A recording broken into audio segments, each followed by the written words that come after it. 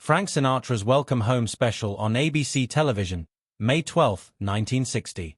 Elvis Presley was performing in front of millions of fans, sharing the stage with one of his idols. It should have been a triumphant moment. Instead, halfway through his second song, Elvis felt his chest constrict. His hands started shaking. Sweat rushed down his face. He was experiencing a panic attack in real time, on national television. And there was nowhere to hide. The cameras were rolling. The band was playing. Frank Sinatra was watching from the wings. Elvis had seconds to make a choice. Freeze and let the moment destroy him or find a way through. What he performed in the next 3 minutes didn't only save the performance. It generated a time of vulnerability and recuperation that people continue to be studied today as a model of poise under duress. After serving in the army for 2 years, Elvis Presley returned to the United States on May 12, 1960.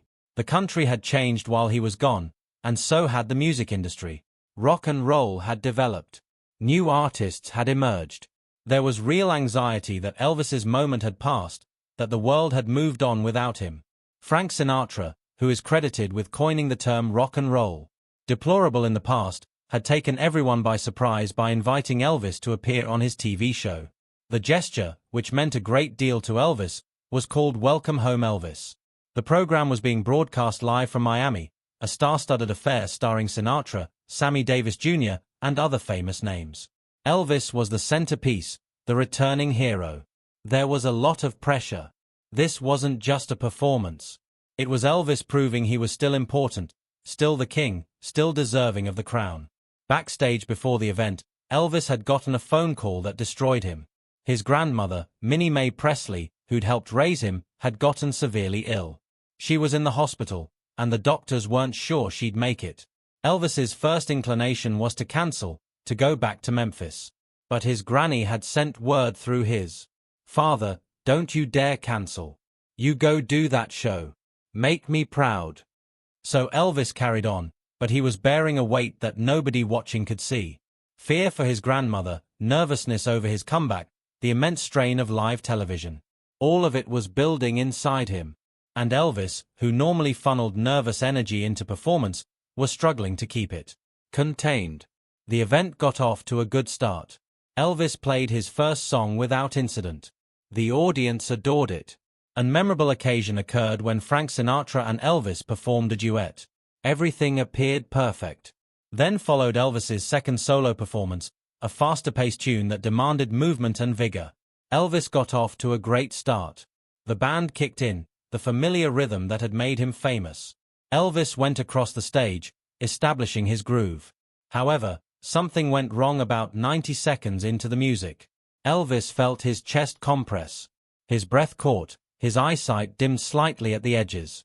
He was aware of the situation. He had previously had panic episodes, generally in private, controllable circumstances. However, this was not the same. It was live TV. Millions of people watching. No way to quit. There is no hiding. Elvis's hands began to tremble. His face was instantly drenched in more sweat than the stage lights or movement could account for. His voice wavered on a note. Captured. Almost broke. The director in the control booth saw what was going on and decided quickly. He said, "Cut to commercial," with urgency. "Get him off camera now."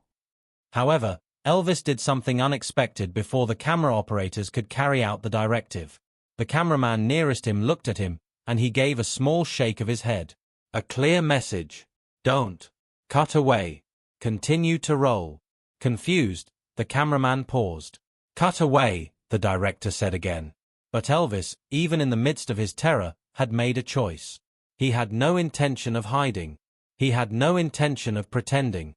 He was going to deal with this right now, in front of everyone. Elvis ceased to sing. Bewildered, the band started to fade away. Within seconds, there was silence in the studio, except for Elvis's heavy breathing, which the microphone caught up plainly. The applauding and clapping audience in the studio fell silent. You could sense the uncertainty and worry. What was going on? Was Elvis all right? Elvis got up. Center stage, clearly trembling, panting, and drenched in perspiration. He stood there for what seemed like an eternity. Then he did something that nobody expected. He chuckled. Not a worried laugh, a genuine, slightly embarrassed, extremely human chuckle. Elvis looked out at the audience and stated, "Well, folks, this is awkward." Unsure of how to react, the audience laughed hesitantly. With his sleeve still trembling, Elvis wiped his face. "I got to be honest with you. I'm having what you would call a moment here." He stopped and inhaled deeply. "You know when your body simply refuses to cooperate because you're afraid? Yeah, that's occurring to me right now on live television in front of Frank Sinatra." He motioned toward the wings where Sinatra was, upright, and the camera caught Sinatra's troubled expression. The audience was absolutely quiet now, but the energy had shifted. They weren't perplexed anymore. They were listening. Elvis continued, his voice still unsteady, but gaining stronger. "This is the problem. I'm meant to be cool. I'm meant to be Elvis Presley, the guy who doesn't feel worried. But you know what? I am currently afraid. My hands won't quit shaking." He held up his hands to show them. "And I'm sweating like I just ran a marathon." One more little giggle. And instead of laughing at him, the audience laughed with him this time. "But," Elvis responded, taking another long breath, "I promised someone who is very important to me that I would complete this display. So, I'm going to finish this show, but I need your help." He turned to face the crowd. "Right now, I can't perform this next song by myself. My voice is trying to give up on me. So, how about you folks help me out? Do you recognize the words?" The audience enthusiastically responded after realizing what Elvis was requesting. "Okay, then," Elvis said, trying to maintain a smile. "Let's do this together." The band leader, who appeared unsure, nodded to Elvis before the music resumed. But instead of launching back into the up-tempo number, Elvis had shifted to something different, something slower, something the audience would know. He started singing, but his voice was quiet, vulnerable, nothing like his usual powerful performance. And just as he'd asked, the audience joined in softly at first, then with growing confidence. 2,000 people were singing with Elvis Presley in that studio, supporting him while he was unable to support himself. The cameras captured everything. Elvis continued to struggle visibly, shivering and drenched in sweat, but he persisted. Every syllable was sung by the fully engaged audience. And slowly, a lovely thing occurred. As Elvis performed with the backing of all those voices, as he focused on the music and the connection, rather than his fear, the panic episode began to lessen. His breathing stabilized, his hands stopped shaking as much. His voice grew stronger. By the final chorus, Elvis was singing with something near to his customary power, though you could still see the effort it was taking. When the song concluded, the audience exploded. Not the usual screaming adolescent fans kind of outburst. This was different. This was respect, admiration, support. People were on their feet applauding not just for Elvis's talent, but for his guts, for his honesty, for his willingness to be vulnerable in front of millions of people. Elvis stood center stage, breathing hard, emotionally overcome. He wiped his eyes, not bothering to hide that he was crying. "Now, thank you," he stated simply. "Thank you for helping me through that." Frank Sinatra walked onto the stage, something that wasn't planned. He approached Elvis immediately and wrapped his arm around his shoulders. "Kid," Sinatra said into his microphone, "in my 25 years of doing this, I have never witnessed anything like it. That took more bravery than 100 excellent performances." Sinatra stared out to the audience. "This man just demonstrated to us all what true courage looks like." Once more, the crowd cheered even louder. Even though he was still healing, Elvis thanked Sinatra. "I apologize. I interrupted him. You have no right to apologize. You just offered everyone watching a lesson in being human." Elvis fell onto a chair backstage after the performance, weary. The adrenaline that had sustained him was waning, leaving him weak and exhausted. Friends and crew members gathered him, offering water, asking if he was okay, expressing shock at what had just happened. "That was incredible," remarked one of the producers. "People will always talk about how you handled that and turned it into a connecting moment." Elvis only nodded, too exhausted to respond. He couldn't get his granny out of his head. Someone picked up the phone when it rang. It was Graceland calling. Elvis's father was on the line. "Elvis," Vernon murmured, his voice tight with emotion. "Your granny just woke up. The doctors say she's going to be okay." Elvis felt something snap inside him. All the anxiety he'd been holding. She awoke. She did. And Elvis, she was watching. She witnessed your performance. She informed me that she has never been more proud. Said that in those 3 minutes, you displayed more strength than most individuals do in a lifetime. Elvis couldn't speak. He simply sobbed while holding the phone. He felt a wave of relief, tiredness, and thankfulness all at once. Elvis had never seen anything like the reviews of the show the next day.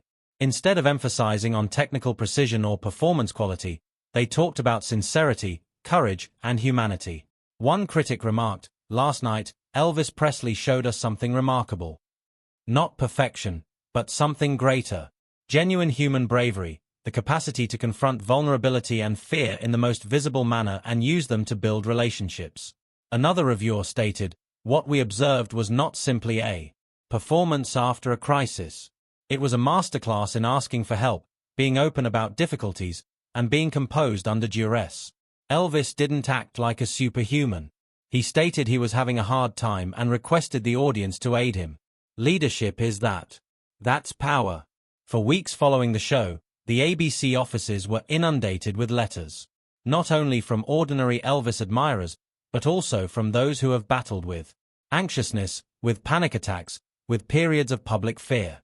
They expressed gratitude to Elvis for teaching them that it was acceptable to suffer, that being vulnerable did not equate to weakness, and that seeking assistance was a sign of bravery rather than failure. "I've been ashamed of my panic attacks, hiding them from everyone," read a letter sent by a combat veteran who was suffering from PTSD. "Something changed for me when I watched the king himself, Elvis Presley, go through one on live television and handle it with such grace. He can acknowledge that he's afraid and ask for assistance. Perhaps I can as well." That letter was kept by Elvis. He retained dozens of them. He valued them more than any evaluation of his performance or singing. He learned from those messages that his crisis had been turned into a learning opportunity and that his hardship had assisted others in overcoming their own obstacles. Years later, when Elvis was interviewed about the night on the Sinatra show, he was asked what he remembers most clearly. "The worry," Elvis said honestly. "The sheer horror of knowing that millions of people were watching while I stood there on live television feeling as though my body was failing me. But also the time I made the decision to stop hiding and came to the conclusion that being genuine was more important than trying to be flawless." The interviewer asked what he would say to someone going through a similar scenario. Elvis pondered for a while. "Everyone has times when they are unable to complete a task on their own, I tell them. And that's okay. It's human. The strongest thing you can do is confess you need help and then accept it when it's offered. That audience saved me that night. Without them, I couldn't have finished. And there's no shame in that. The shame would have been acting as though I was all right when I wasn't." The way people perceived artists and vulnerability changed as a result of that night on the Frank Sinatra program. Prior to that, perfection was expected. The performance must go on. Never let them see you sweat. Elvis demonstrated that there was an alternative. Honesty about hardship may have greater impact than polished perfection. That seeking assistance was a show of strength rather than weakness.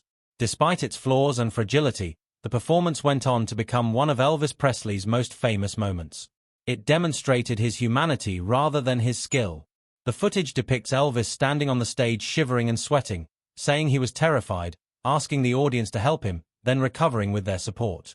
That became something people watched not only for inspiration rather than amusement. It served as a reminder that even the rock and roll king had human limitations. That even the most self-assured, gifted, and prosperous people experience crisis periods.